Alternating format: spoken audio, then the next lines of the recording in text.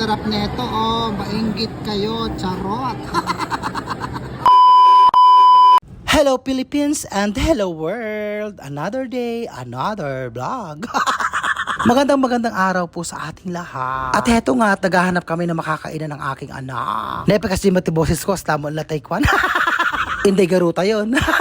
Makaulo ka man habang nagbo-voice over, nakakaloka. At dito nga kami napadpad ng aking anak sa bibimbap.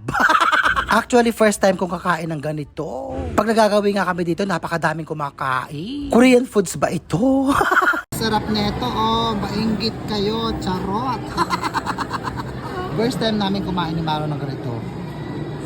O, diba? Paras lang ba to? Tapos, merong ganito. Ang sushi. Ano to? Special sauce. Special sauce. Dalawa. Isa ka.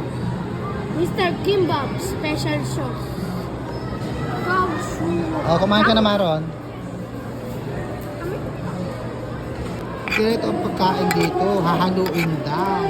Oh. Tama ba, Akis? Ganyan. Diba? Si Maron ito. Ayaw haluin. Ba't ayaw mong haluin? Ayoko. Bakit? Ayoko mahilig sa gulay. Nabigyan mo sa akin yung gula na. Kaya yung kain nila, Lusak. lusak. Hello. Ang kimchi. Gusto mo na ba yung kimchi? Oh, asan ang kimchi dyan? Gusto ko, oh. Kinukuha yung kimchi ko. Oh, hindi mo kinakain dyan? Naku po, ang dami ko palang kakainin. Hindi po. Ay! Ano hindi mo nga nakain? Carrots? Gusto ko po, ako taga-ubos. Bahala na. Nilalagay sa plato ko yung hindi niya gusto. Wee! Nahalasa. Wee! Okay. Meron pa. Ano? Ano ba? Wee! Yan, ayaw niya. Ako kakain. Pwede ko nahaluin. Okay na? Masarap pala itong ilagay, guys. Ay. Oh. Diba? Masarap pala siya. Ay!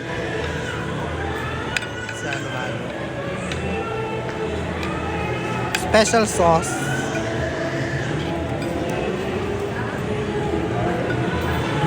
Man.